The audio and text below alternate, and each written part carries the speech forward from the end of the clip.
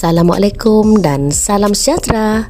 Saya Cikgu Suzana binti Jumat, merupakan peserta pertandingan Anugerah Guru Inovatif 2023 Jabatan Pendidikan Negeri Sabah, kategori menengah individu. Saya mengajar di Pusat Tingkatan 6 SMK Limbanak, merupakan guru sejarah bagi subjek berkenaan. Baiklah, pada hari ini saya akan perkenalkan tuan-tuan dan puan-puan tentang inovasi saya yang bertajuk Piramid Sejarahku, atau selepas ini saya akan kenali dengan gelar singkatnya PSku. PSku merupakan bahan yang efektif bagi meningkatkan penguasaan dan pemahaman murid dalam pelbagai topik dalam mata pelajaran sejarah. PSku merupakan inovasi pendidikan yang dicipta bagi memudah cara proses pengajaran dan pembelajaran, sekaligus meningkatkan keyakinan murid dalam menyelesaikan tugasan esei sejarah. PSku berasal daripada perkataan piramid sejarahku sebagai satu inisiatif alat bantu mengajar abad ke-21 yang dapat meningkatkan keyakinan dan motivasi murid dalam melaksanakan tugasan mengikut aktiviti pengajaran dan pembelajaran sesuai dengan fungsinya. Pengurusan PDPC yang dinamik dan sistematik mampu mengembangkan pembudayaan saintifik, pengetahuan baru, pencetusan idea yang inovatif dan kreatif, serta meningkatkan potensi manusia lebih mapan dalam penyebaran maklumat. Namun, kesukaran berlaku apabila PDPC yang dirancang oleh guru tidak dapat mencapai objektif yang dirancang disebabkan murid tidak mempunyai bahan yang sesuai sebagai rujukan pantas di dalam kelas. Oleh itu, sebelum PSku diperkenalkan, saya menghadapi dua isu yang perlu saya perhatikan.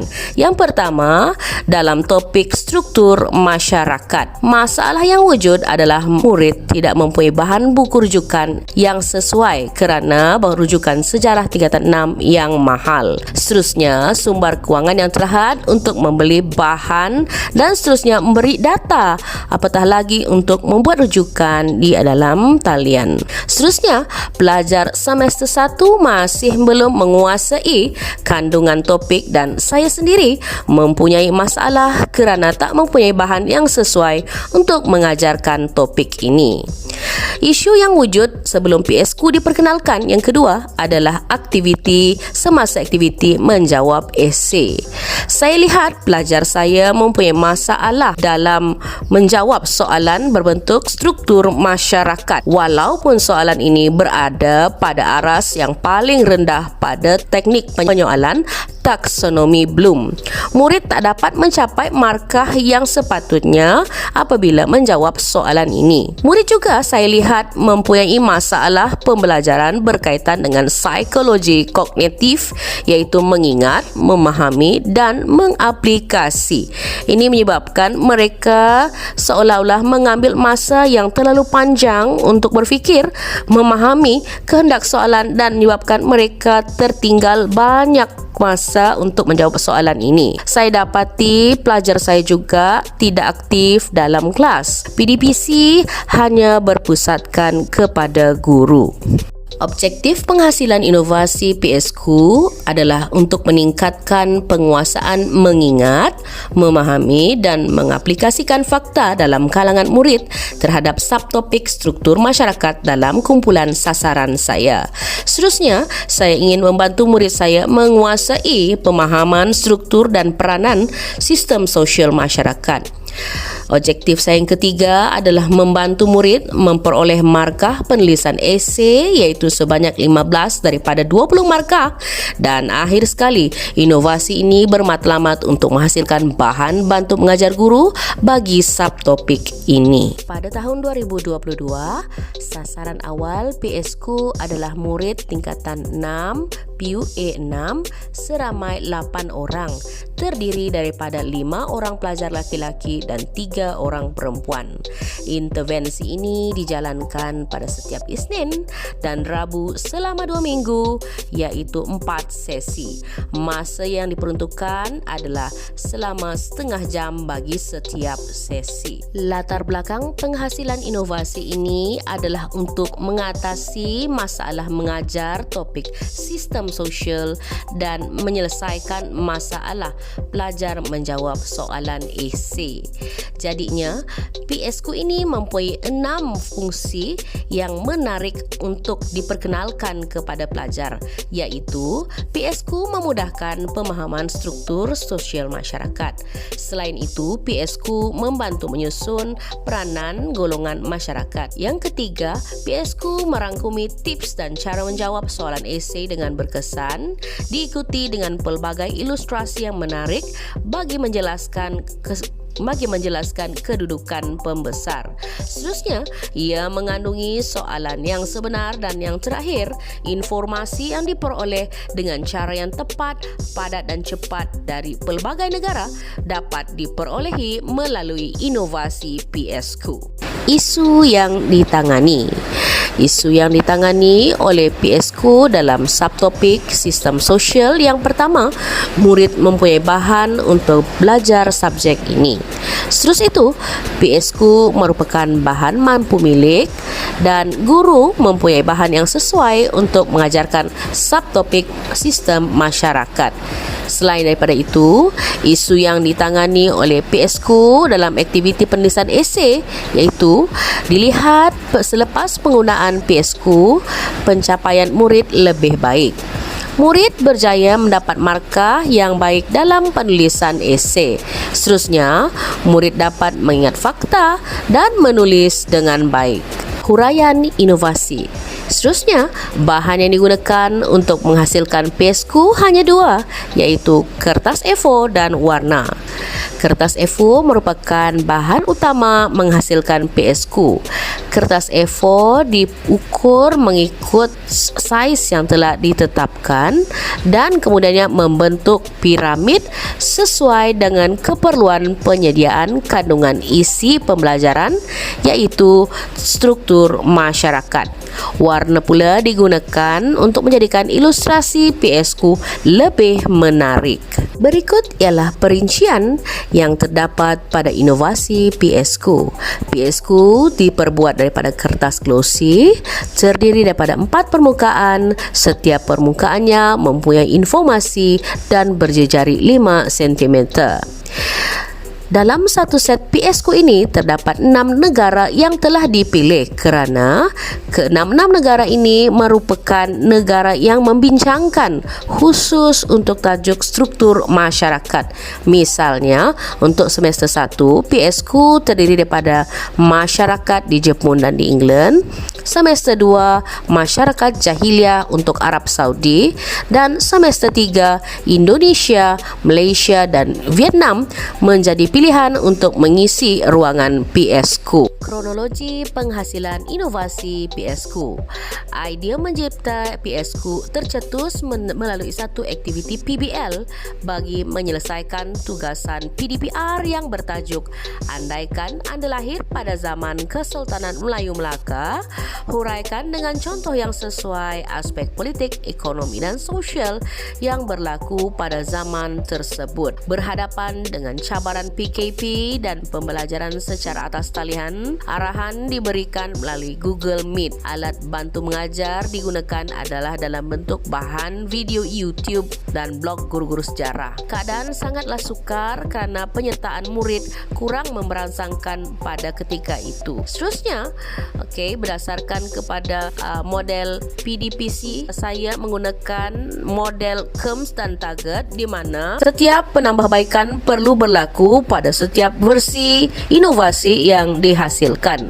Jadi saya melihatkan inovasi pada tahun 2020 itu hanya sekadar kertas yang ditulis, informasi yang ditulis di atas kertas dan kemudian dihantar melalui Google Classroom yang telah disediakan untuk tujuan penghantaran tugasan.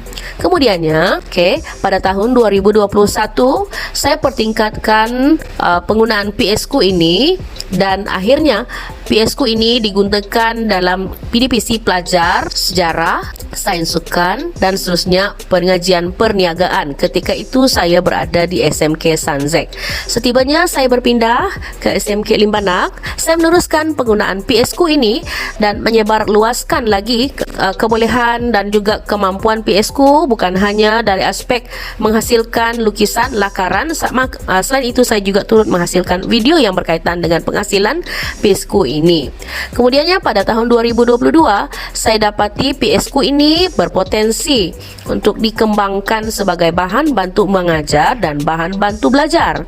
Oleh itu, saya melihat refleksi penulisan buku harian, rancangan harian mengajar saya, dan saya dapati keperluan untuk saya menuliskan satu kajian tindakan yang khusus membincangkan faedah dan kepentingan penggunaan PSQ dalam mempelajari subjek sejarah bagi mengatasi masalah kognitif pelajar saya. Seterusnya PSQ saya sebarluaskan melalui kolokium, perkongsian dan seterusnya menghantarkan pada tahun 2023 saya mencuba untuk menyertai pertandingan anugerah Guniwasi ini sebagai salah satu usaha untuk memperkenalkan PSQ kepada seluruh pendidik. Marilah kita sama-sama melihat satu video penghasilan PSQ semasa aktiviti PDPC saya bersama pelajar pada baru-baru ini.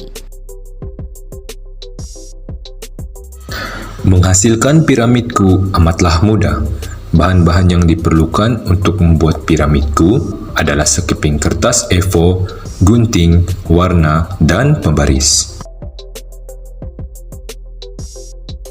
Cara-cara membuat piramidku ialah lipat kertas A4 kepada segi 4 tepat.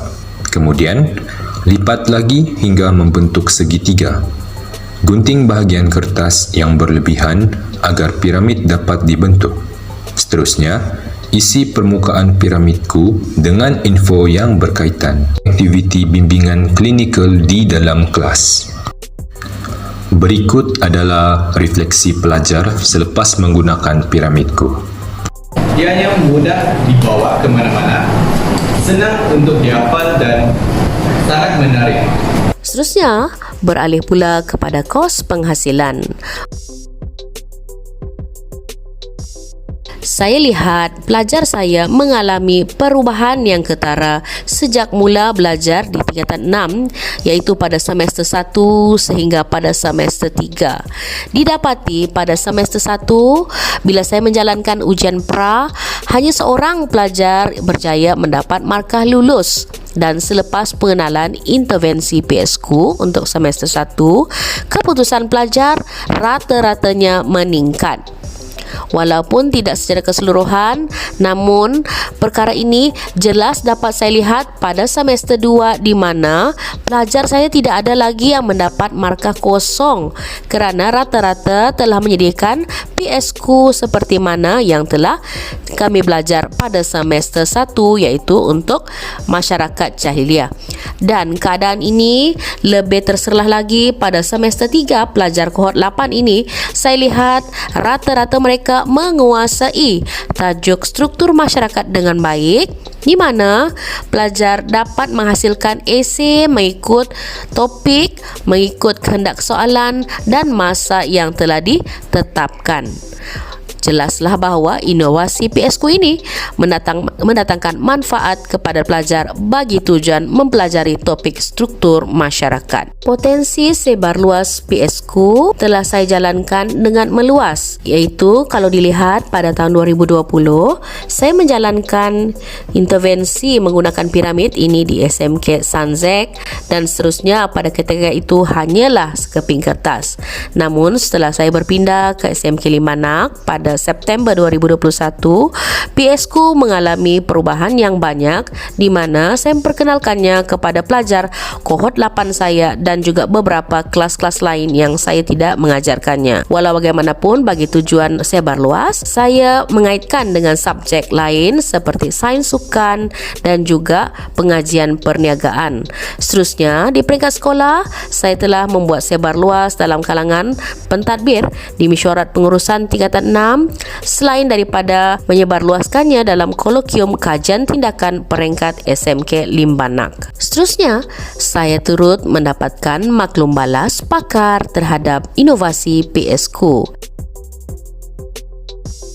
Bagi tujuan melindungi hak ciptanya, saya bercadang mendapatkan paten hak cipta produk dari MyIPO. Seterusnya, saya ingin menghasilkan lebih banyak PSku bagi tujuan pasaran. Bagi tujuan menyebar luas PSku, saya bercadang membawakan bahan PSku ini di peringkat persidangan antarabangsa dan mana-mana kolokium yang boleh saya ikuti. Seterusnya, saya ingin berkongsi secara aktif dalam PLC guru-guru sama ada di peringkat negeri, daerah maupun kebangsaan.